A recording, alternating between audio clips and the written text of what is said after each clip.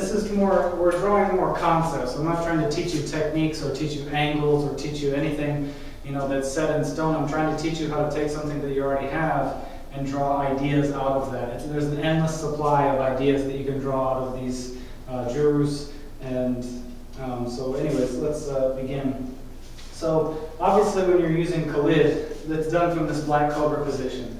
This is a good position that you can use where you're kind of keeping the blade hidden. If you had a pocket knife or something like that, this is very applicable because you can hide the knife. So if I'm here and he throws a strike, the juru, you know, would be to come in with the forearm, which you can use and then, you know, move in with the blade. That's a very easy application to see because you're actually doing the juru. If you think about all the different hitting surfaces that you have on this weapon, you can move in, and in close range, you can use this part of the weapon, and you can see it'll expose different targets. If he comes in with the other hand, you can use other parts of the blade to deal with whatever's coming in. Whatever's the appropriate range, you can use the appropriate part of the blade. If I move in and I use the butt of the blade here, we can hit and destroy the arm with this, and then move in with the blade and, you know, come in and cut. Also, if you hit through here, rather than come across, which we do with Khalid, if you hit through with this Khalid type motion and hit underneath, you can damage the arm and then cut through. All right, very easy application.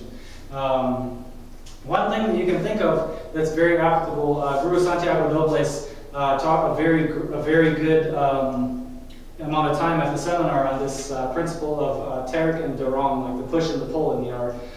This is something that's very valuable when you look at it with the blade, because pushing and pulling with the blade can cause two totally different types of effects. You know, I can end up in a situation, you know, where I move in with this Khalid type motion, and I can use a push here. You know, I can also move in with this, and if he throws an attack, I can draw this back. All right. Same thing with Khalid. I can move in and cut directly, you know, into the arm this way, or I can draw with it, this pull type motion. All right, those are two things that you can use with almost every juru that will kind of open up immediately two different, totally different fields. This motion here, if I'm moving in and I separate the two motions, I can cut, like I said, to the arm here. I can also use this off of the body. So instead of coming underneath here, I'm going to be coming a little bit lower, and I can parry here and cut here. All right. I'm not going for very specific targets yet. I'm just kind of giving you an idea of how to move, and then you can choose the targets later.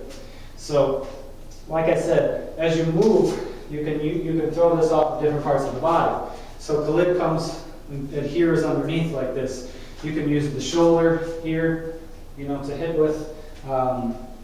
You can parry here, and then use the elbow to hit with, just to put more force behind your strike. All right, so that's Khalid, and like I said, you can move in with the forearm this way, and you can see that I have all kinds of other applications out of this position. I can actually use this to thrust here into the neck.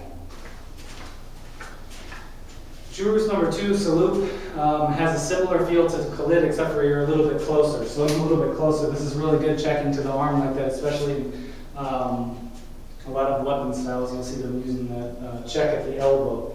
So with the check at the elbow, you can isolate these two motions. You can, you know, the parry and the hit with Salute kind of move parallel to each other like that. You can use this type of driving hit where you're using two motions moving on that same line. You can do all kinds of things with this. So if we have the blade in this regular forward grip, you can play around with the different surfaces of the blade first, you know, cutting into the arm this way. If he has a weapon in his hand, this is very useful. You can check this weapon arm, and then hit the weapon hand to get rid of that weapon. Now, obviously, you can do all of these to the inside, which open all kinds of other applications. So for here, I can stop this here with the check or the parry, and then hit here. All right. Like I said, that one's very similar to Khalid. Tempasepala is a grab here, forearm hit here, forearm hit back. So like I said, you can just draw applications very simply out of this by kind of using those same motions. You know, cutting into the arm, hacking into the arm, and then hacking back in this way. This is a good one if he's got a weapon in his hand. and we're here, and I come in this way, cut the arm, and then come back in, cut to the neck or somewhere else. But you have to just move slowly. So just take these, and just move slowly. And you can reverse this motion. You can come back in with the other hand instead of the forearm hand. Just kind of play with the jurus and take these jurus and just open up as many ideas as you can. The Tempasepala I like because you can get a hold of a guy if he puts the sword down. If you get a hold of a guy, you can use this to, throw multiple strikes in a row. And you kind of hit towards yourself and then use your body to ricochet the blade, back in. And you can cut in on other lines as it returns. So, like I said, if we're here, you have a motion with Tempasepala that's very useful, especially with the blade, especially with the small blade where you have to kind of carve with it. If it's not a long enough or sharp enough blade to do a ton of damage, like a more dull pocket knife, you can do these carving type motions to cause more damage. Now with Tempasepala, if you're in the cross hip position and you grab, you have this kind of draw up motion to prepare for the forearm strike here, or this around type motion. So you can use that. If I'm here, I can use this to cut, here. I can use this to cut up and in here, or I can use it for any sort of application to disarm or anything like that.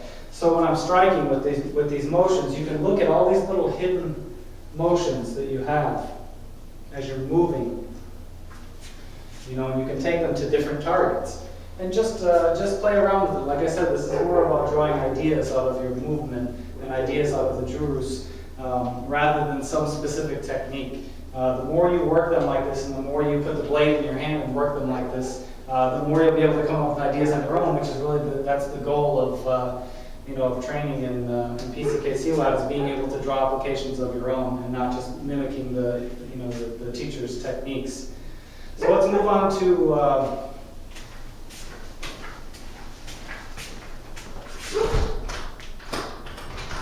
Moose. Take it easy, buddy. What's going on? Quit barking.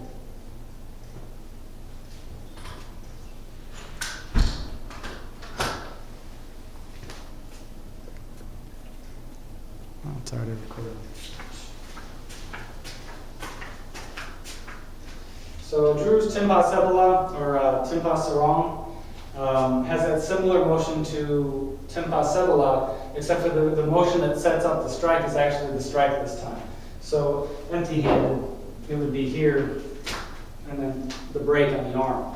So here we have all kinds of opportunity for striking. We have the strike here, it's coming up and underneath. So we're getting a hold of the guy with this cross hip area, you could use this for something totally different. You can come in and hit to the face, You can use this for anything. Maybe start off with something simple that reminds you of the juru and then try to expand from there. So, like I said, if we're here, this upward motion, it can come right up into the lung or up into the heart. So, if we're here, you can use this, you can use this to cut, you can use this to thrust, you can use this, say, I come to grab here and he reacts by throwing the strike with the other hand. This motion can be a parry, and then this can be the cut. So, just a few ideas. Dug Dagan is double form. If I'm in this position here, it's form here, and then it would be cut here. If I'm in this position here, it would be cut here, form here. Now you can separate these two. So if I'm here, I can do form here to get this out of the way, and then cut here, form here, cut here. Just play around with it. One thing that you can do with these is just kind of get into a flow, mixing your jurus together, kind of like Cimande. So very slowly, just move your jurus.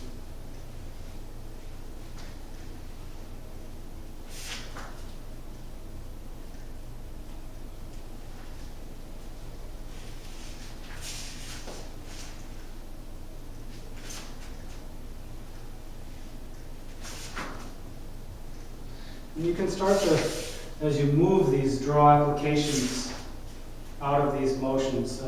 As you move, you'll kind of get ideas as to what kind of takedowns and what kind of strikes and things that you can do with each part of the blade. So maybe take and you think about each hitting surface on the blade, how you can use that. If I'm here and he comes in and I parry with this hand, I can use the back of the blade if I wanted to. If I'm here, I can use the back of the blade. If I parry over here, I can use the back of the blade to parry to try to dull his blade down.